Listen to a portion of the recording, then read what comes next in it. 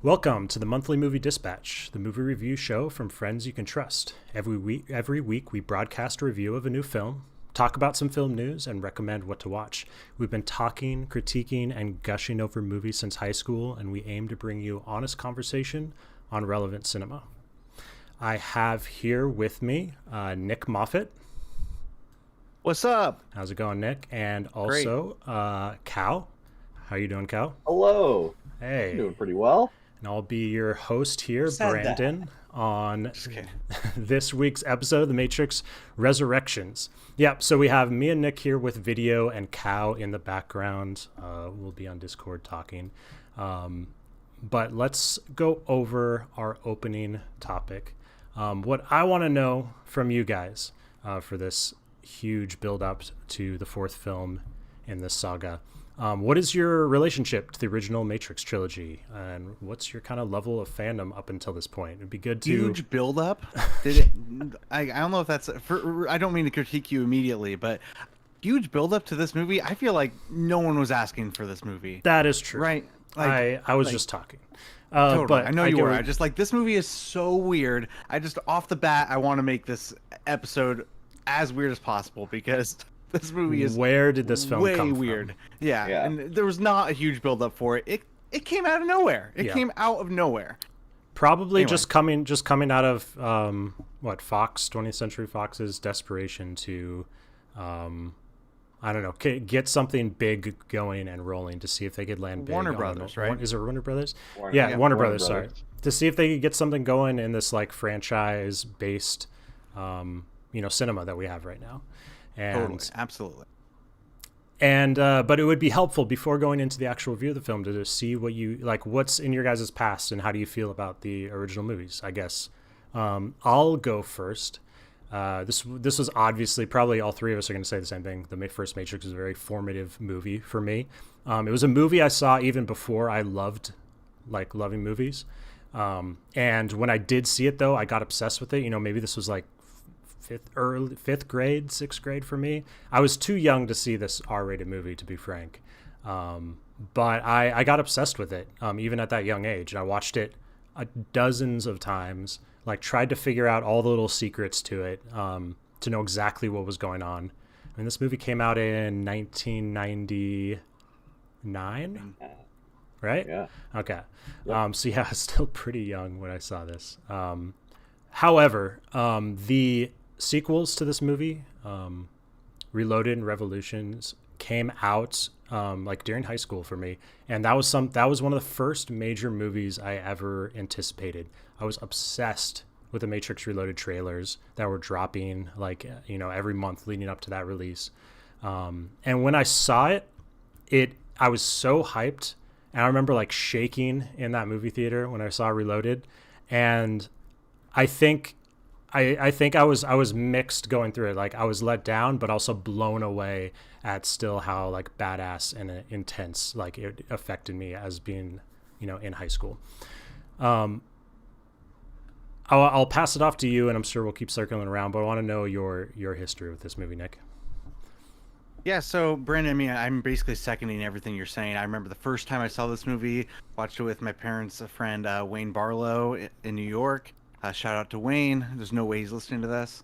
But I wanted to just say, like, I remember being obsessed with it with you. I remember being so into this movie, watching it in your loft. I remember going to the theater with your dad and seeing Reloaded, and we were so hyped up on it. And I remember 6 months later, Revolutions came out. And I mean, I don't really remember being disappointed, honestly. Like, I remember not being as good as the original, but it was still like, I remember me and you and our crew back then was super into the sequels. I like that. That's a good way to put it. You said like we weren't necessarily disappointed, but we did know, off the bat, obviously it wasn't as good as the sequels. But you're right. I don't think we were actively disappointed in the moment.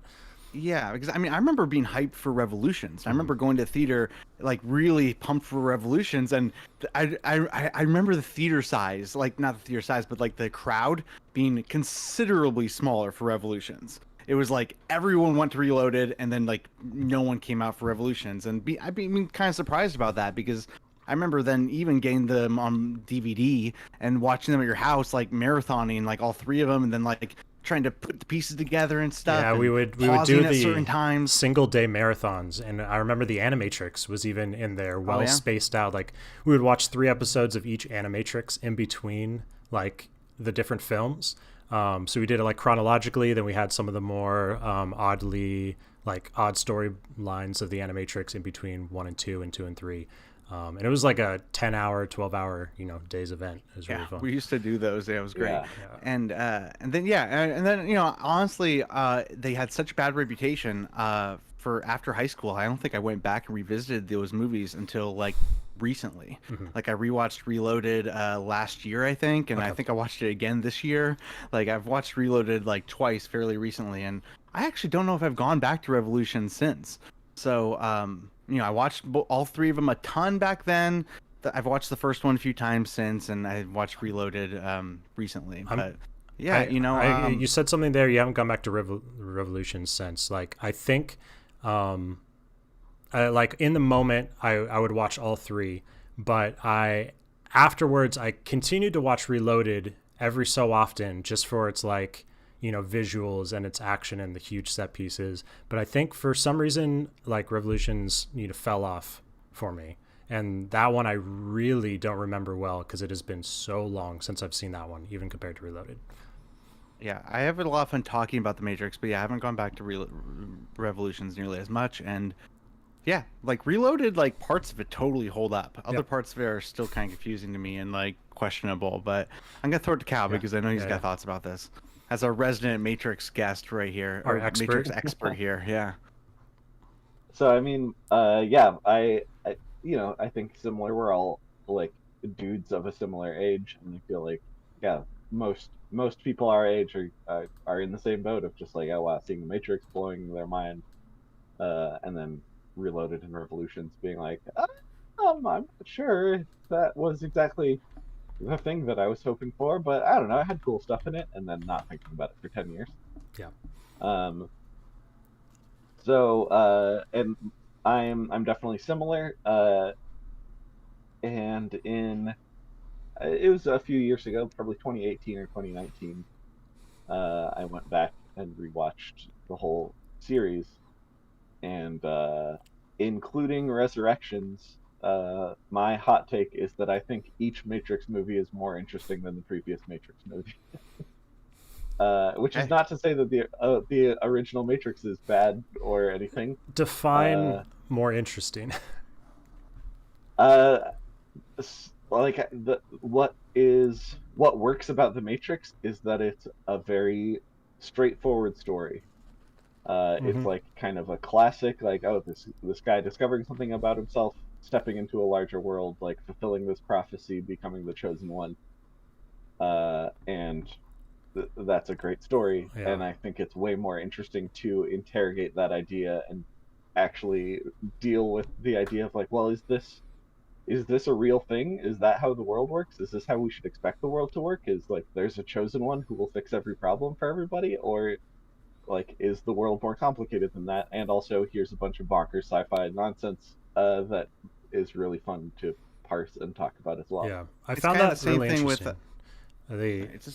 Go ahead. It's kind of the same thing where in the past you've told me that like Alien Covenant is like the most interesting of the Alien movies, where like it's not the best, but like Alien is a straightforward horror movie with an alien on a ship. Aliens is like a war movie with an alien, and by the time Alien Covenant comes around, it's like they're dealing with big ideas, a lot of complex sci-fi philosophy, blah blah blah. And it seems like with the Matrix sequels, like I said, I rewatched The Matrix Reloaded recently. That movie's mostly about how the Matrix works and the intricacies of that machine that is made up. Yeah, I find it. Yeah, totally. I heard Dan Murrell talk about this, and it did make me realize the similar thing. Like, the Matrix 1 obviously gives you the massive and really well done exposition dump that's happening to Neo, like 30 minutes, 40 minutes into the movie, and for the rest of the movie after that, it kind of plays out very straightforward action flick, minus a few more bits of information scattered through, but nothing major. And it's not necessarily the case the other Matrixes followed in that way. Obviously, especially this new one that we're getting now. doesn't really take that direction of like simplicity to it. They give you a lot of information at a lot of different points, and like most other movies, often try to like wait to the end to give you the big like exposition dump, or Reloaded has kind of is the biggest example of that in the television room, right? But yeah, the way the information is given to you and the complexity of that information is definitely increased, right, throughout the movies. So yeah, So I'm curious, Cal, why do you feel, maybe I didn't hear too much in that, you're our Matrix expert. Like why do you love the Matrix? Why do you feel you're an expert in it? I'm doing air quotes here. I think we're calling him the expert. I don't know if you'd call himself an expert. That's not necessarily fair for us to put on him, but we are doing it. Yeah. I want to hear about your fandom. Minor technical failure here. My headphones just died for mysterious reasons. So I might sound different, and I apologize for that. No, audio's fine. But yeah, so I think, like when The Matrix came out, it was just such a moment in the culture, and like it captured so much of like the aesthetics and what was cool about 1999. And I feel like much of the rest of the series has been like a rejection of that in a lot of ways. And I think a lot of the like Wachowski's career after that has been a rejection of that as well. Like, so but like getting back into the series, I think that what I find interesting about it is they're just interested in completely different things than they were when they made The Matrix. And maybe, The Matrix was just, it was like their stepping stone to making different things, more bonkers things that they wanted to make. But their priorities just seem to be in a completely different place, and in a way that I can definitely relate to, where like The Matrix is like without a doubt a cool movie, but also like there's a lot of like troubling, weird stuff in it, including like the heroes going on a shooting spree and murdering a bunch of potentially innocent civilians that are like, yeah, they're kind of robot people. I don't know, who knows? But mostly, it's definitely a movie that is all about how cool you can look while murdering somebody. And it's obviously about a lot more than that, but a lot of that stuff nowadays is just sort of like, yeah, I don't know if that's the best. I don't know if that's what I really want out of movies, is like a guy looking super awesome and walking into a building and killing everyone inside of it. I don't know. That's not. And so like as the movies go, they just get more and more complex, and are asking bigger and weirder questions, and introducing even more complex sci-fi topics, just about like, well, what does it mean to be a machine? How would a sentient program actually behave? Like, what would it look like if it was possible to download or upload a consciousness? And as well as sort of maintaining all these themes about like choice and what it means to be a person, and why it is worth it or not worth it to act heroically in a hopeless situation. And so I've at this point, like I like all the movies, but for me the first one is again the least interesting, not because I think it's bad, but just because it has fun sci-fi ideas and it has an amazing aesthetic, but in terms of like things that are actually engaging to talk about with other people, about like how the world works and how we want it to work, I feel like the later movies are just so much richer and stranger.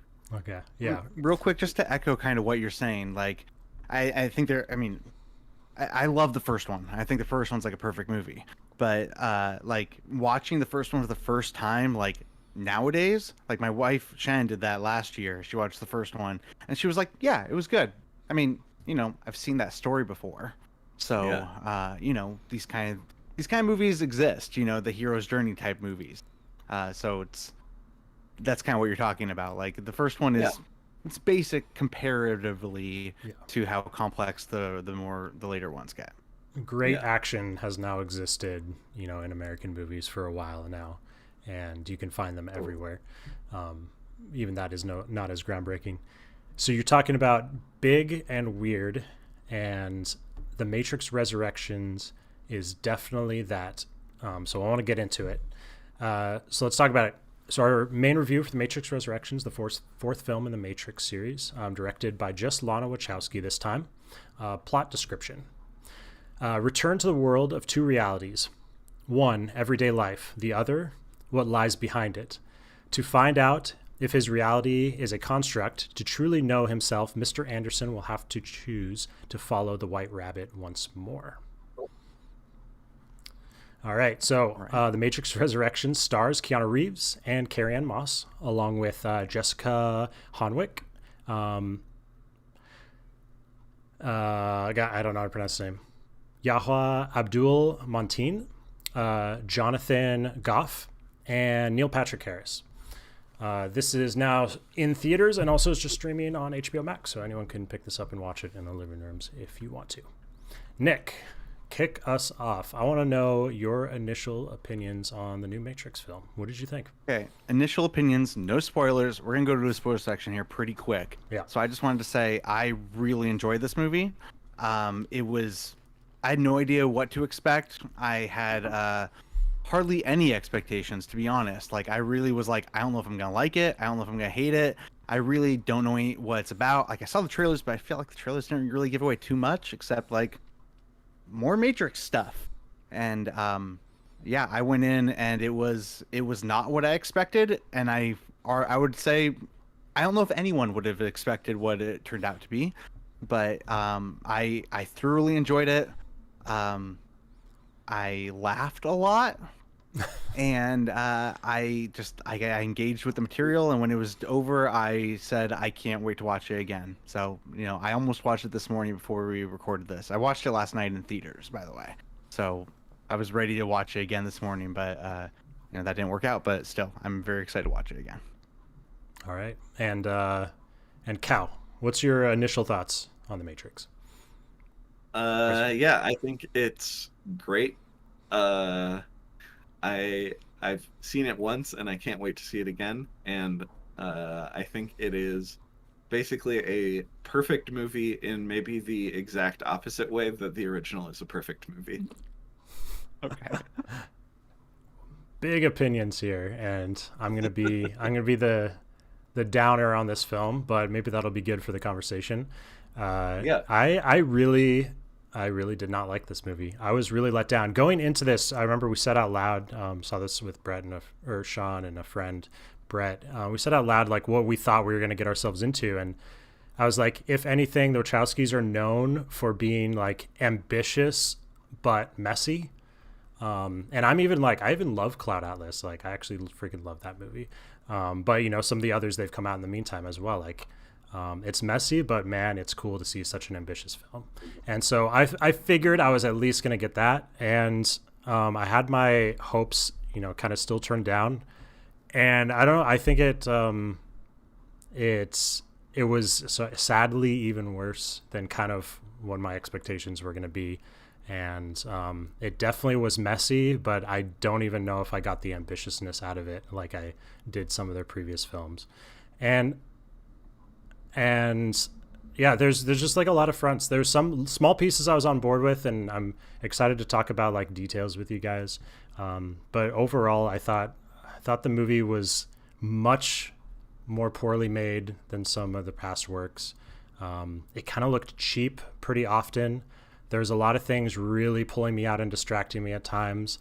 And overall, I think it like slid down to a more basic story than I was really hoping for from a Matrix script. Basic. Oh yeah, we'll talk about what that means, because obviously there's a lot of non-basic stuff in here too. I'm so curious what that conversation was like. I wish we could have had that recorded and that have been the podcast of like what you thought this movie would have been like, because I'm just wondering how far off everything was. Yeah. Yeah. Did this? No, we can get. I have You want to another jump in comment, spoilers? Let's just go into the more openness that we're gonna do. So, spoilers from now on. We're just gonna talk about the movie, and here we go. Go for it, Nick. Would you want to ask? Oh no, I was just gonna make a joke of like, did it sound anything like the pitch meeting for Matrix 4 in the movie The Matrix 4? No, I mean it was more about like their past movies and their past work.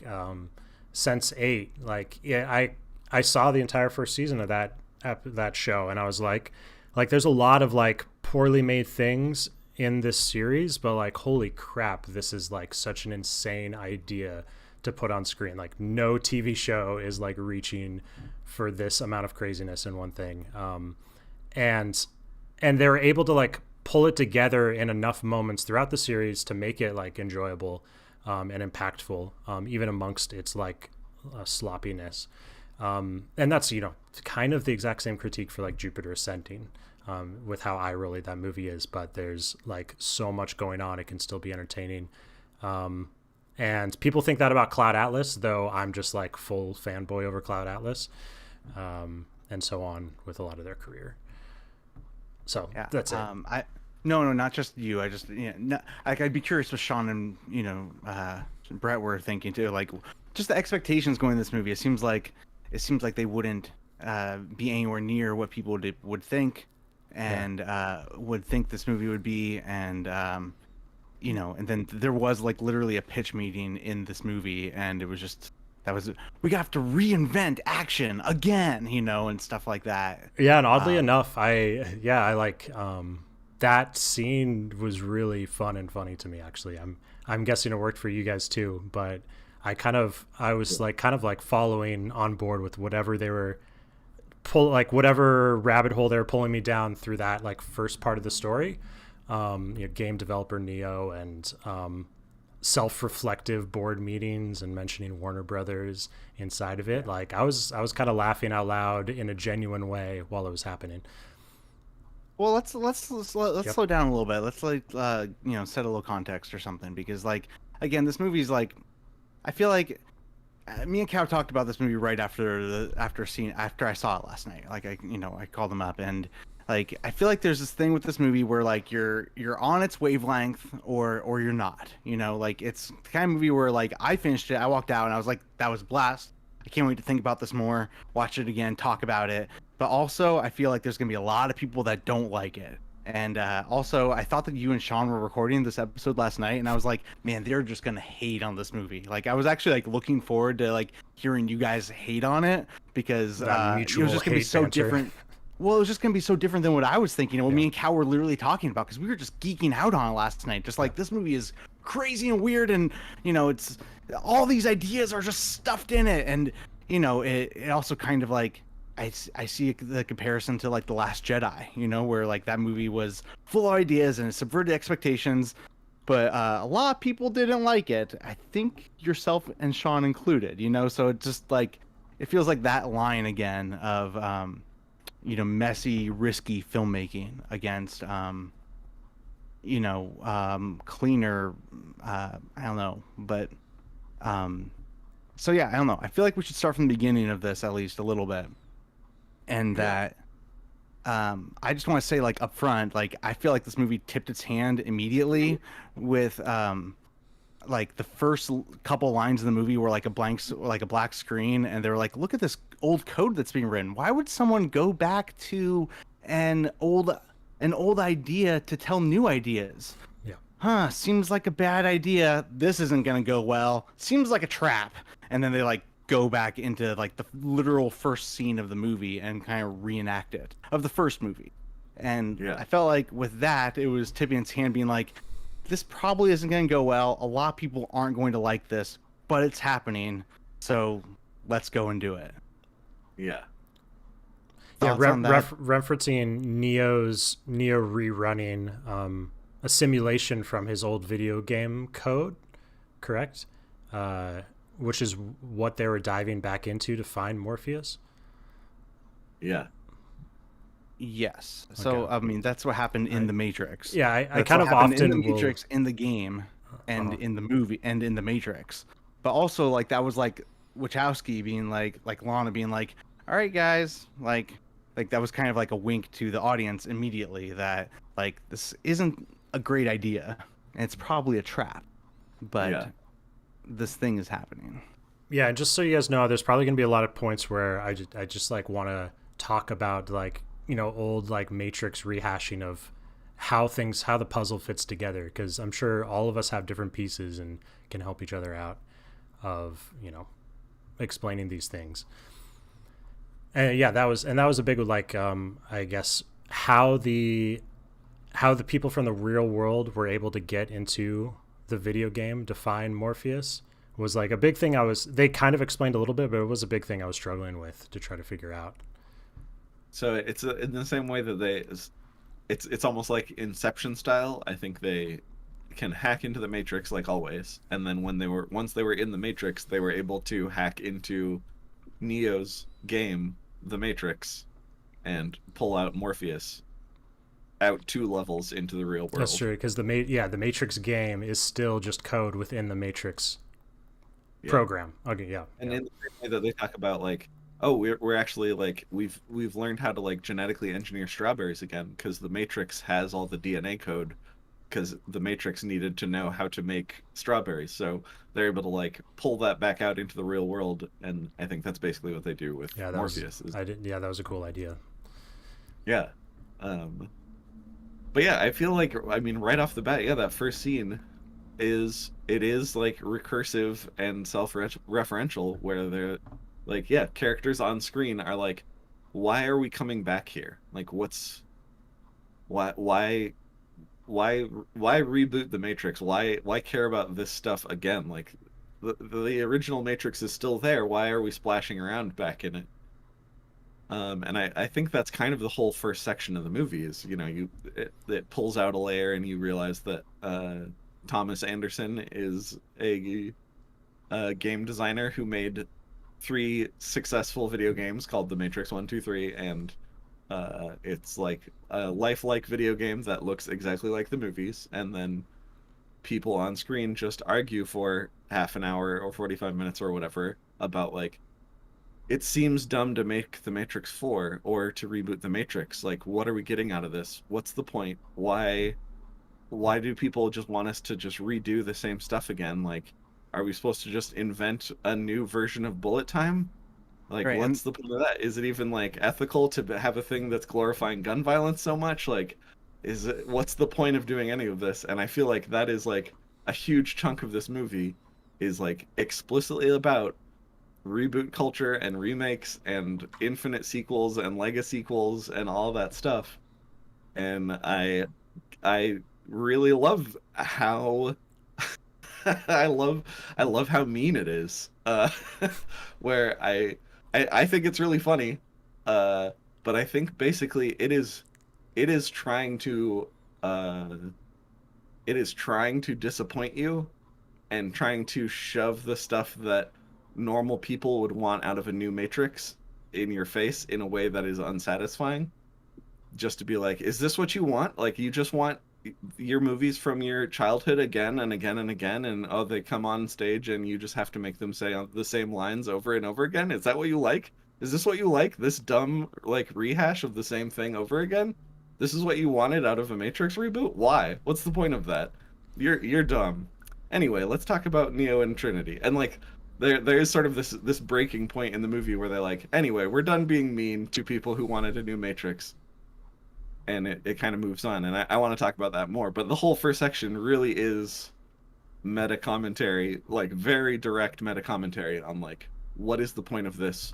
What do you, the audience, want out of this that you wouldn't get out of just rewatching The Matrix?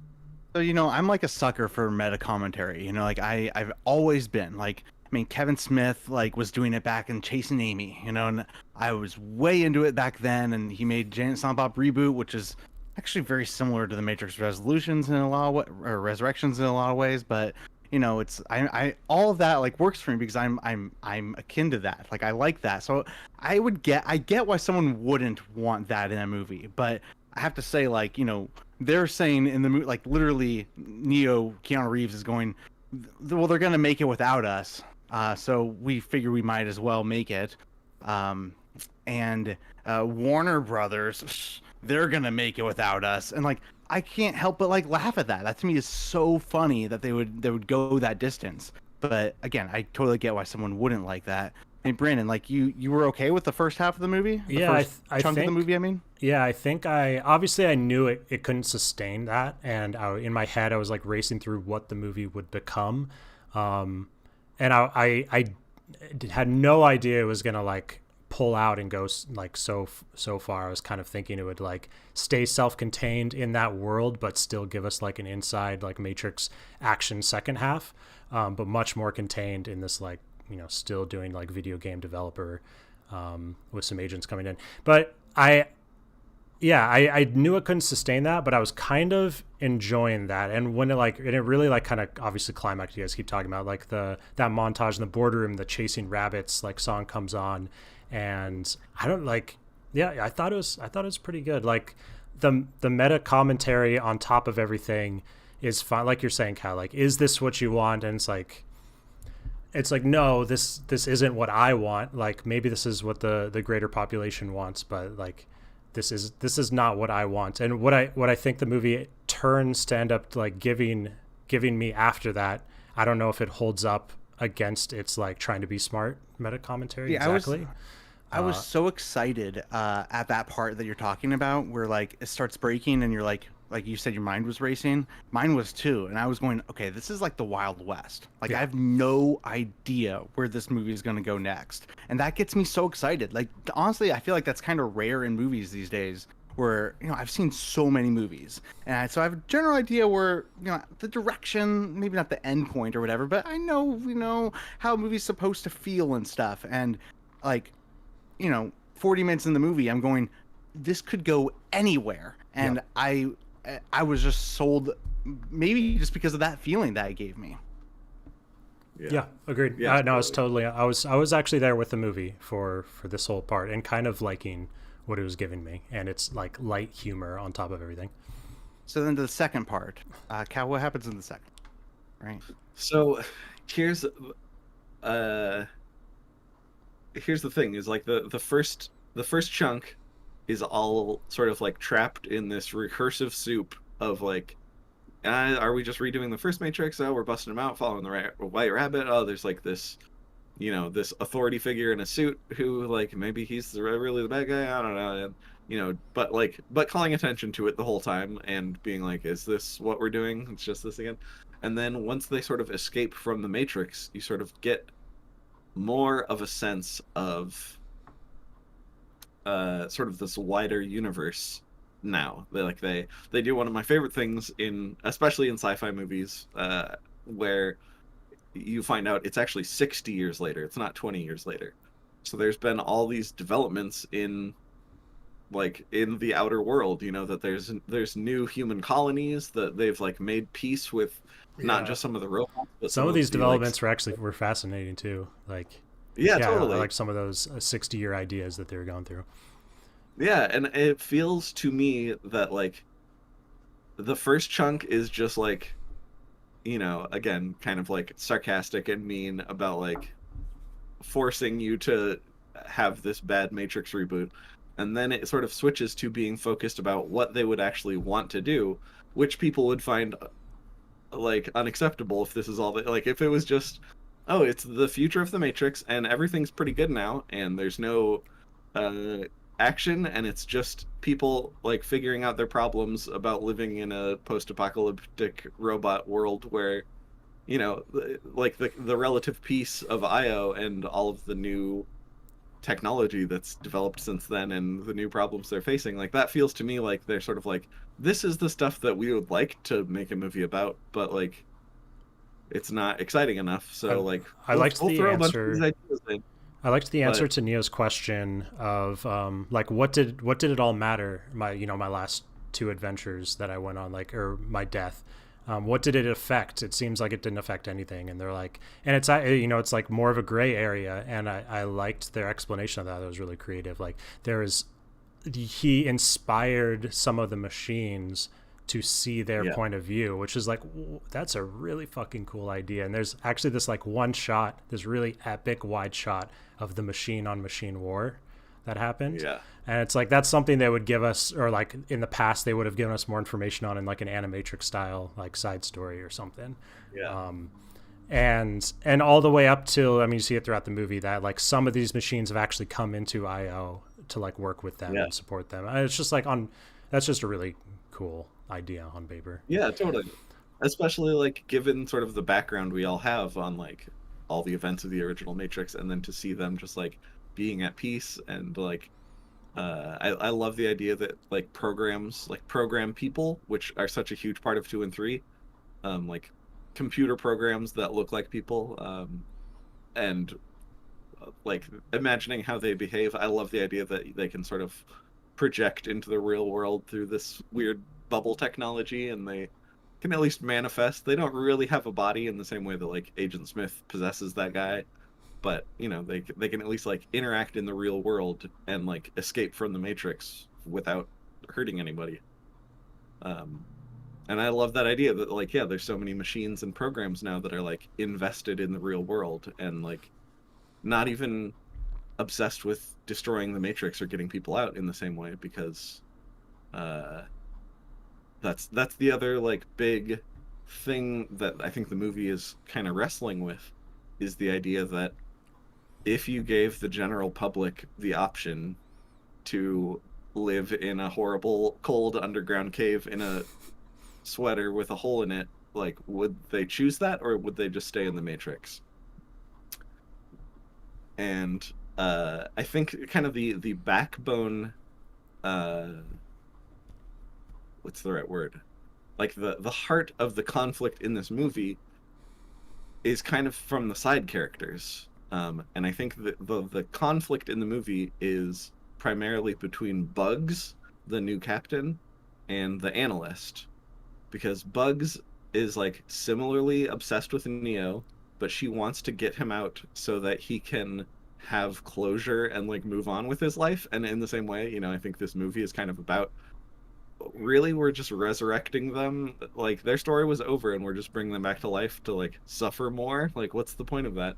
And that's the analyst's position. Like the analyst is basically a studio that's just like, no, like you don't understand. If we bring them back to life and then keep them apart some more, like we can just keep everyone hooked on this forever, and we can just keep making them suffer, and we never have to like really resolve this, because we can just keep having more and more matrices where like their agony is what powers the Matrix and like keeps us all hooked. So we're just gonna freeze them in time and keep coming back to them, and like, oh, like I don't know, it feels like so many studio movies and like how reboot culture works. Like we watched Spider-Man, which I thought was a blast, but like Spider-Man is the same thing in a lot of ways. I mean, I don't know how much we want to talk about No Way Home spoilers, but like it's it is following that exact same logic of just like, let's just keep dipping into the stuff that people already know so we can just like keep them hooked and keep them coming back. I think they do it very well, but like that is specifically what this movie is talking about, is like, oh, is this what we're just going to keep recycling and keep bringing people back, and no one will ever get to tell a complete story with an ending where they're just happy and like we all get to enjoy that? Or no, it just needs more content for the content machine. And so I think that's the primary like conflict, really, is like the idea of the analyst who wants to keep them in the Matrix to keep it going, and Bugs who's like, yeah, they're like, we can do whatever you want. Do you want to go find Trinity and settle down and like just move on with your life and be happy? Like, sure, let's do that. Like, let's put an end to this, not by destroying the machine world or blowing up the Matrix, but just like, yeah, who cares about like fighting and all that stuff? Like, we'll figure it out. You like, you should just find your sweetie and you can just be together and like, you know, do cool stuff, because that's what life is all about. You keep talking about Bugs. I think she's like she's the best addition to the cast in this movie. I think her acting chops are great, and her charisma and look like fits right into this world. I think above all the others, which I think there's some weird, acting, hiring choices throughout this movie, but I think hers like actually stands out as being like actually really great. And Yeah. I loved her style throughout this movie. Yeah. Yeah, I mean, yeah, for sure. She had some really cool moments. I liked her little chemistry with Jada Pinkett Smith. I was glad that she came back. I don't know, she was way old and stuff, but they had like a fun dynamic that was like, it feels like there's a whole movie about their dynamic there. You know, The scene where she steps up to like do the heroic mission, and Jada Pinkett She's like, Smith I is just volunteer. like, he's like, no, I would have volunteered you regardless, because this is so dangerous. I kind of just want you to, like, I don't know, die, I guess, is what the insinuation was. well, she was like mad at her, Yeah. not necessarily die, but it was like, you're the only one that doesn't get to volunteer. I'm sending you on this mission. Well, I'm Yeah. already volunteering, so just like, that's very funny. And Hire me, I could. Yeah, totally. Nick, give us a rundown on your feelings of the second half. What were some of the highlights for you? yeah, I mean, I really liked how they entered the world, and the world was nicer than it was in the original sequels. I liked how they were hanging out with robots. You know, like I liked how there were machines that had like integrated part of their lives and that were on the same side as humans. I think What there's was a the lot. cute robots? The new robot's name? Does anyone remember? I can't remember. Sabebe. Oh, was one Sabebe. of them. Yes, that's right. Yeah, so I liked all of that.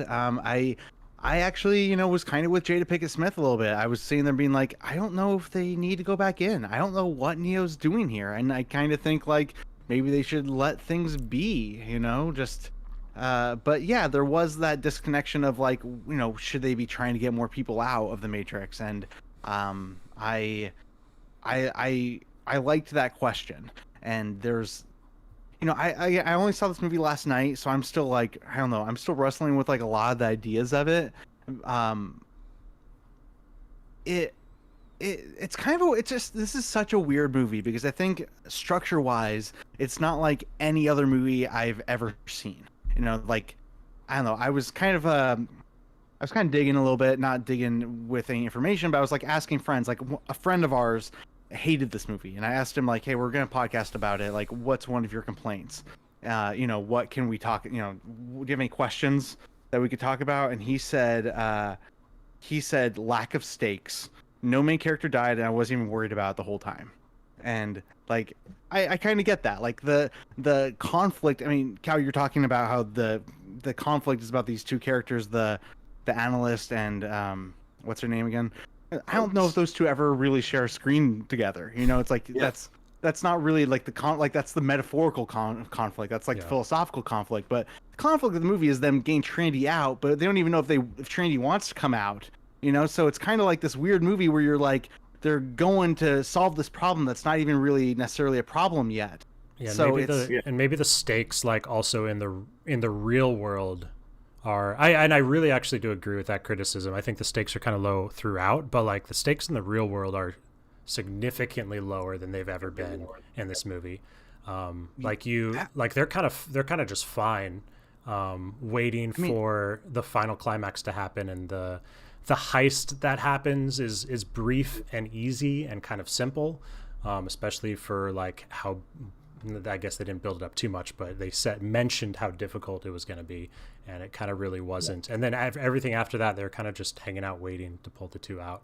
And in all the other Matrix movies, like everyone on the Nebuchadnezzar is like about to die, and like all the timeline of machines are invading and all this stuff. The timeline of the Matrix and the real world things are happening at the exact same time, and there's equal pressure on both sides for them to finish. And like, yeah, the stakes were surprisingly low on kind of both sides. Yeah. But I would say like this movie isn't about that though. Like it's kind of like, it's not trying to be a regular movie in that kind of way. It's trying to have you be like, we want these two people to enjoy each other and just like reconnect in a real and meaningful way. And like you know, that's really what that conflict is about like ignoring the distractions of the Matrix and real life, and just kind of boiling it down to, well, love is the most important thing, so these people need to connect through love or something. It's just such a different movie, and so I don't really Did like. you guys I don't feel really. that? Yeah, That, I mean, that like, Neo had to get to Trinity, and that was the Well, only see, thing that's that the thing is, mattered like, was their love. That's I- part of I- the thing is I don't know if they needed to. I mean, sorry, Cal. What were you gonna say? No. I think, yeah, in a lot of ways, like, again, it's this kind of like contrarian streak through this whole movie. Is like it really feels like an anti-action movie for most of the movie. Like we were talking about it, and like I don't think Neo ever touches a gun in the whole movie. Like he's just not interested in that. He's not interested in fighting anyone. Like the action is just kind of like, oh yeah, it's something crazy happened. But like Most of the that's- stuff that Neo does is just blocking the bullets. Like he just has that shield for most of the movie. Yeah, People for- shoot at for- him, and he's like, nah, it's not gonna get hit by those bullets. so much of the action, it kind of like I don't disagree that it like a lot of the time when there's an action scene, you're mostly watching these other new characters, and like it's kind of like rushed going through the paces of just like Yeah. yada yada yada. But I feel like it's not just I don't think it's bad on purpose. I've heard other people saying that, and I don't think that's true. But I think it is kind of like the moments where this movie shines are like when Neo and Trinity like sit down and have a conversation for 10 minutes. And like that's when it's like you're really invested, or at least I was, where like that's what it wants you to focus on. And I feel like the action feels disorienting and like terrible a little bit. I don't and again, like yeah, I don't think it's bad on purpose, but I think it is I it do is get- supposed to make you feel like it is like, oh man, this is like a bunch of like upsetting violent nonsense, and then like, oh, thank goodness now it's just like back to them having a conversation about their feelings, like because that's what this movie I cares get about. what you're like, saying, but I feel like that could work for a movie that had a lot less action in it. Like this movie isn't minimal on its action by any means. There are a lot of big action set. I mean, there's a lot of action that's happening, and or thrill that's happening if it's not like pure action. But Like, would this it's- movie have been better if it was Waking Life, but with Matrix characters? Maybe. Like them just like going to Neo goes to Jay Pick, and they have this whole philosophical conversation about the state of the Matrix in the real world. Then he goes to someone else and talks about stuff, and then he goes to someone. Like, would that have been a better movie if they had just like chatted for 2 hours, or like or maybe what works for me is that there is still action, but that it feels upsetting and chaotic, and it's no longer a power fantasy where like Neo can do anything and he can fly and he can fight every bad guy. It's just like he is so tired and he just wants to like see if this person still knows who he is and loves him. And like I think the action plays into that a lot, because it is always disruptive and upsetting, not cool. Like, and that's what I feel like is a big thing, is like you want like original Matrix and Matrix Reloaded, like cool Neo doing awesome stuff in an awesome way, and this movie never gives that to you. Like maybe a little bit like I would say the only like cool thing he does is when he like bends the rocket and blows up a oh helicopter. yeah, definitely. And that there's was there's cool. that wide shot of the helicopter landing into the side of the building. But Yeah. I do want to kind of repeat this, but there is a lot of action in the movie, and it is lackluster, and it's very unchoreographed, unscripted, quick cuts, close-up shots of blurry things going on, and not much stakes on top of it. And for them to pull that kind of action into this movie and do it 5 or 6 different times throughout, and like force you to watch it, like that's that it's not fun to watch like poorly done action sequences that much. And if the movie wanted to be about Neo and Trinity having like these touching dialogue sequences in between those, like I don't know, they didn't need to have as much of the action that wasn't thrilling. Like from the train sequence to the big like warehouse fight with the French band coming in, to the fight in the big CGI lake like dojo place. I just like time and time again was frustrating with it wasn't giving me what I wanted, but what it was giving me also was just like just lackluster, I guess, over and over again. Yeah. In the fights. So I mean, like that first sort of like callback to the original, like I know kung fu thing, like that I feel like is the primo example where like Morpheus is trying to be like, come on, remember all your cool stuff you can do, and Neo's like, I don't want to. Like I understand what you're saying, and who cares?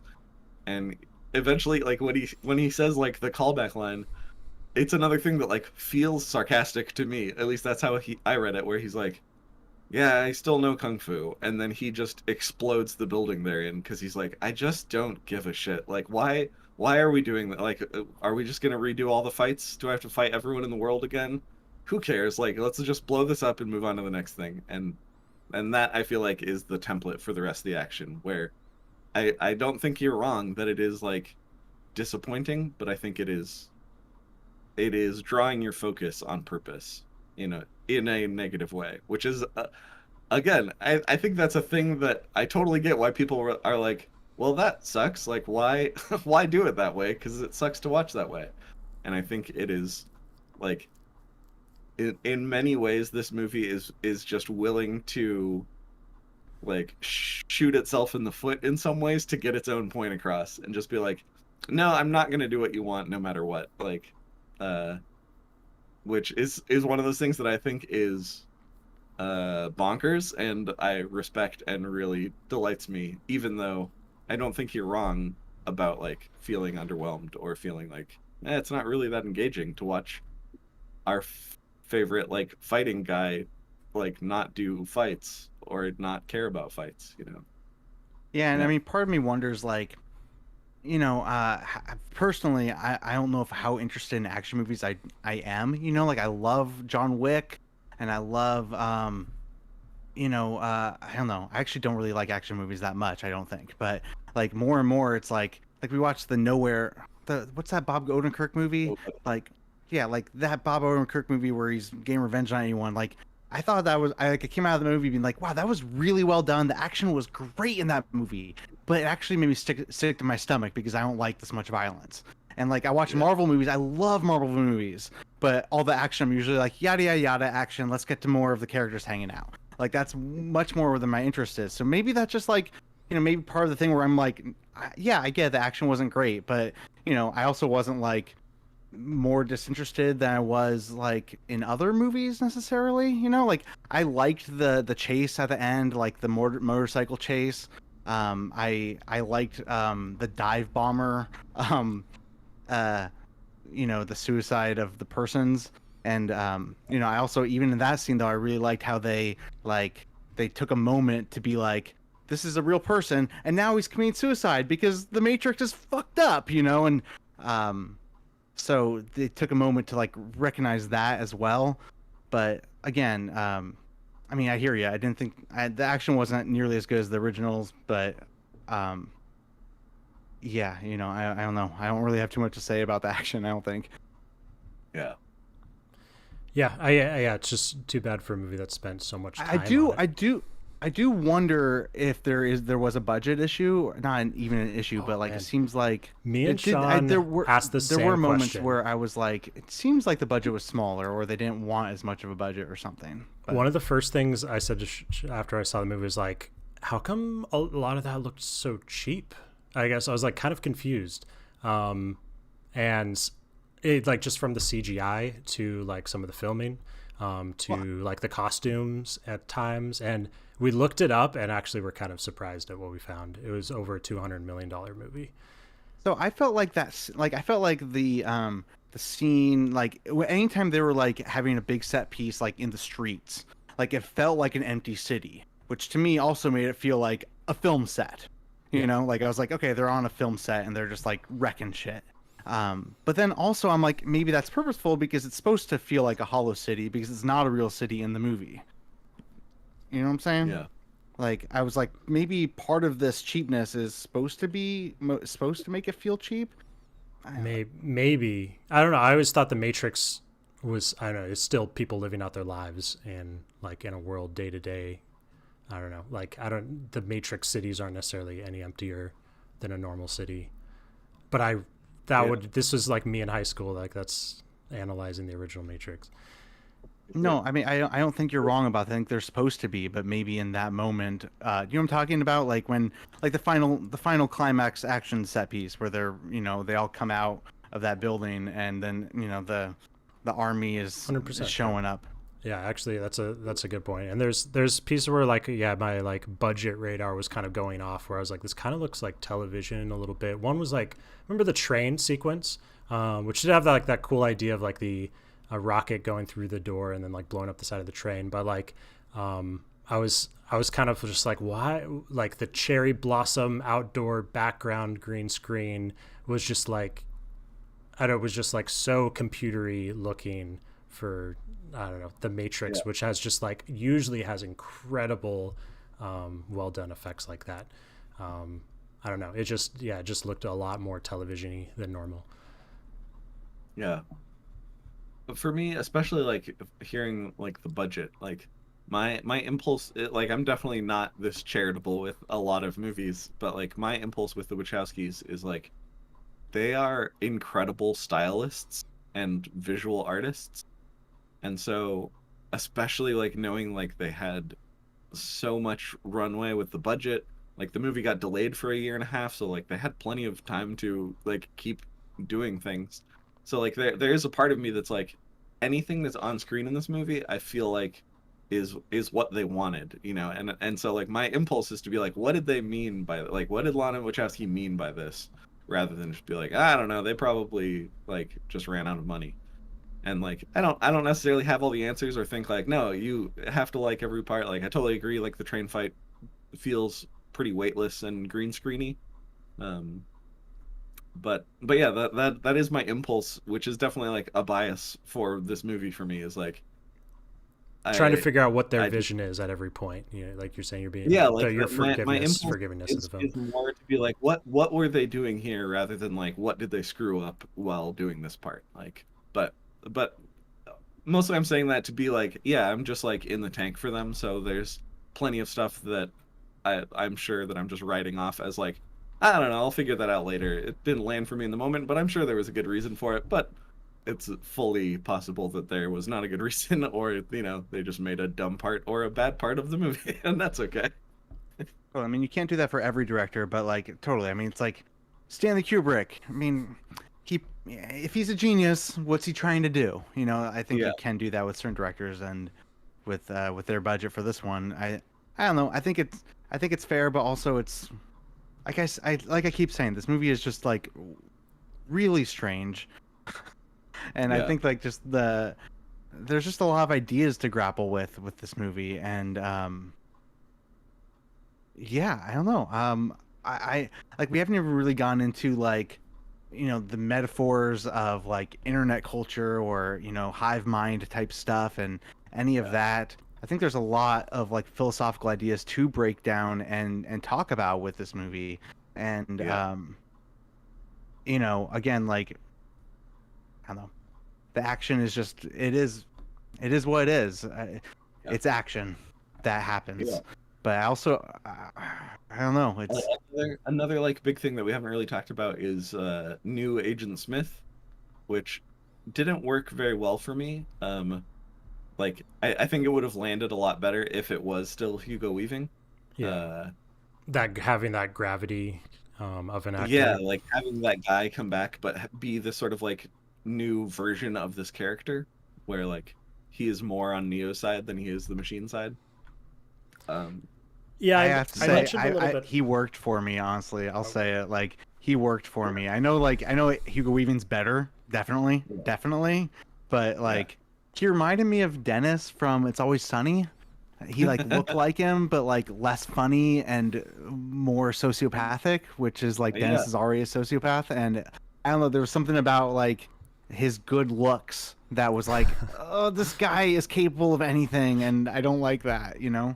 So yeah, we were talking about the cast before, like Joffrey Gaff, and also in the exact same vein, Neil Patrick Harris.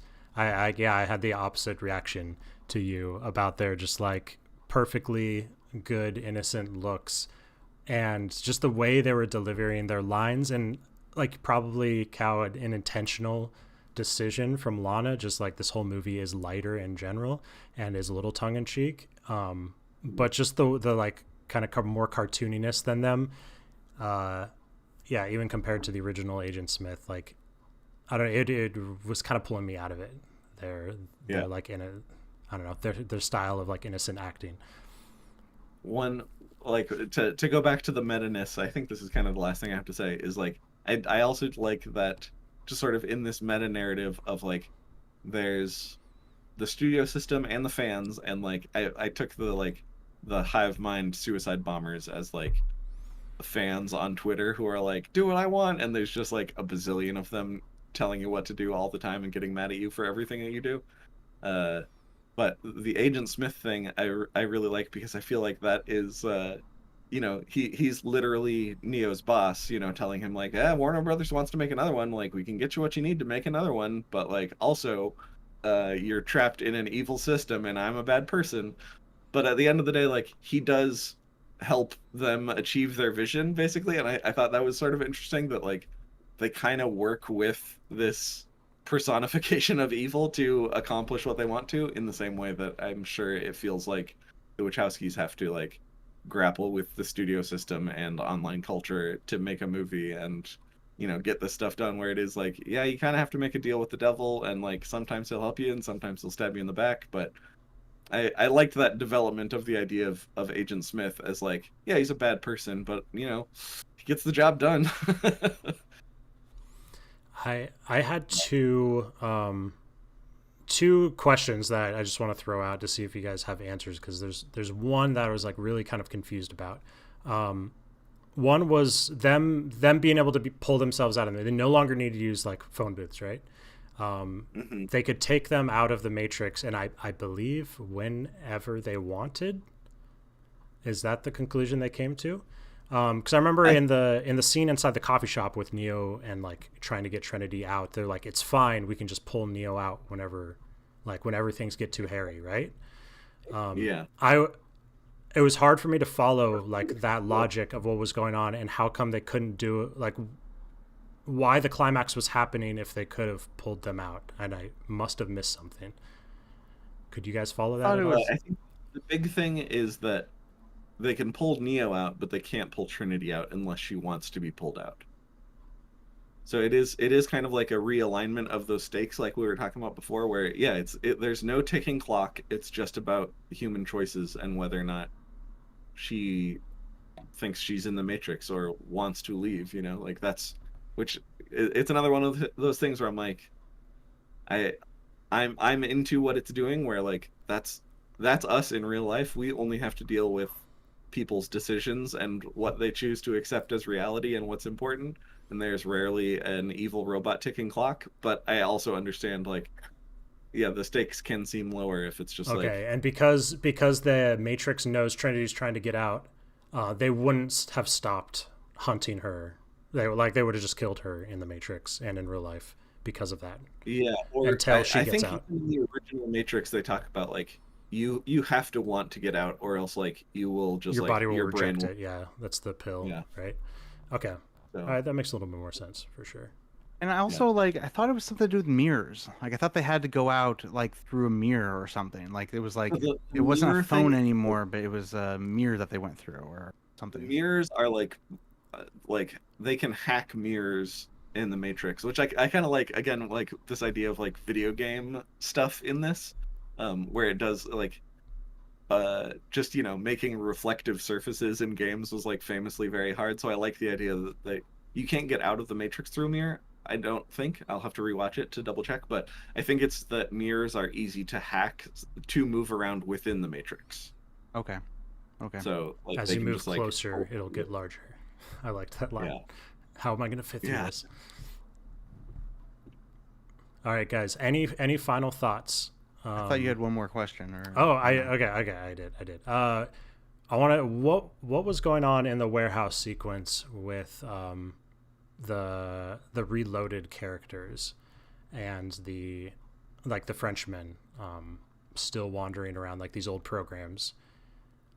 So I can get deep into the weirdness of this if you want to. Like that felt to me like one of the most quickly like brought up and let go plot points in the movie.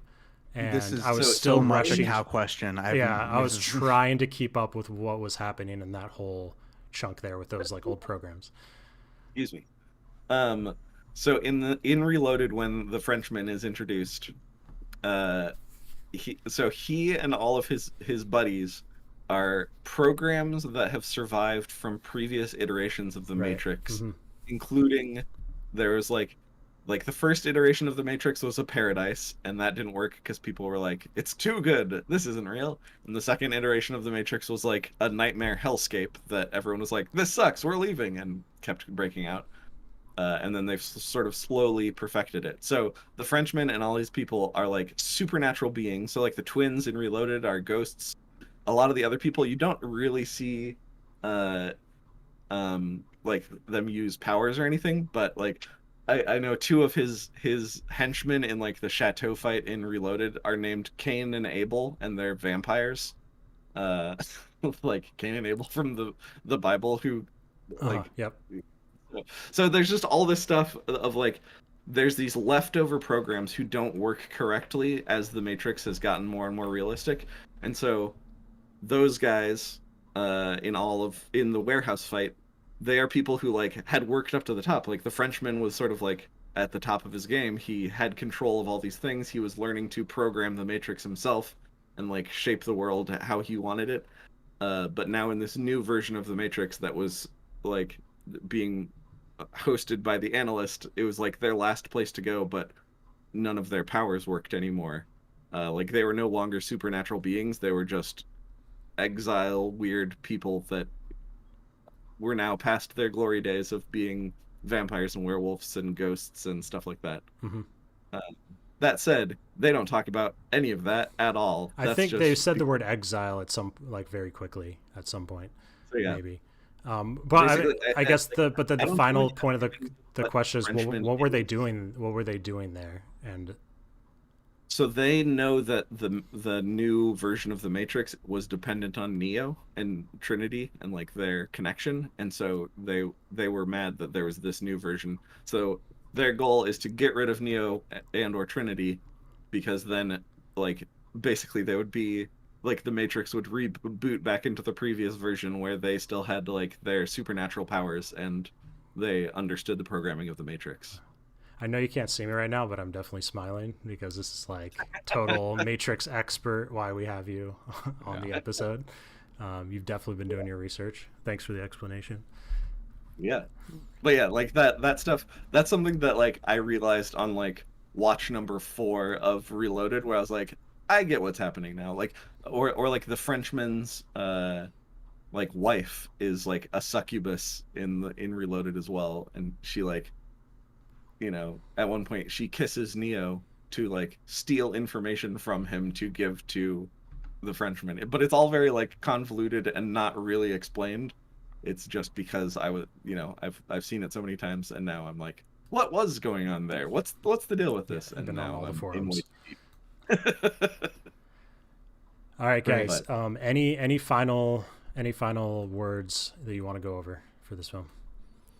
No, I don't really have any new points, but I am excited to I don't know, watch this movie again, and like I'm curious how it's gonna grow in time. You know, I think like there is some commentary from this movie about how we move on from media so quickly, and I think the media that sticks around are the ones that like have a lot of ideas that you feel like you need to come back to.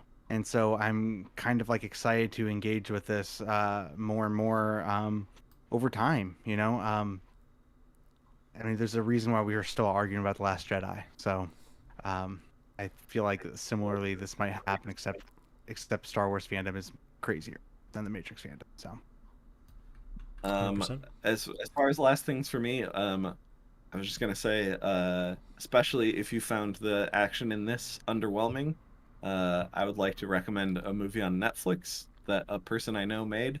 It's called The Paper Tigers. It was filmed in Seattle. It's a super like low budget movie, and it's basically like a classic '70s kung fu movie about like students avenging their fallen master. Except it's in modern day Seattle, and all of the students are like grown men who haven't done kung fu in 25 years. But it's really solid. It's really funny, and the action is legitimately great while still also being like super low budget. But I think basically all of the complaints about the action in The Matrix, like this movie is the opposite of it. It's very like tactile and fun and energetic and real feeling. And it's a solid movie. So I just wanted to recommend that, as if you still wanted to see someone get beat up in a fun way. The Paper Tiger's on Netflix. It's a good time. And Check out the I know trailer. you're like a stand for it because you know the director, but like I just want to say, like, I've heard from multiple people outside of you that have watched this movie and have loved it. You know, people that just like casually watch movies are like, oh yeah, Paper Tiger, that one was so cool. So It's I haven't real watched fun. it yet, but I'd like to. It's a good Yeah. time. The final thing I think I'll say is someone texted me what I thought and if about The Matrix right after I saw it, and I told them that I really didn't like a lot of parts about it, but I actually was having a hard time telling them not to see it. And I think I concluded it with like you really should go, because there's so much happening here that it would be weird just to like, I don't know, tell people to flat out miss it. So still, please go see The Matrix Resurrections and form your own opinion about it. And you can watch at home on HBO Max. I mean, that was part of my Definitely. thing too, where like the action, like I thought I had to see it in theaters because of the action, but the action was okay. So like, you could watch at home and, just, engage with it Absolutely. if you do. All right, Cal, glad to have you here. Thanks for joining us. Yeah, thanks for being on, buddy. So please join us next week. At the end of the year, it's hard to find exactly what we're going to be reviewing, but my guess is it's going to probably be something like Nightmare Alley, Guillermo del Toro's new film. But we'll keep you posted if that changes. And please Licorice Pizza, maybe. maybe licorice. Actually, licorice pizza is a good one as well. Please like and subscribe, and we'll talk to you next week. Bye, everybody.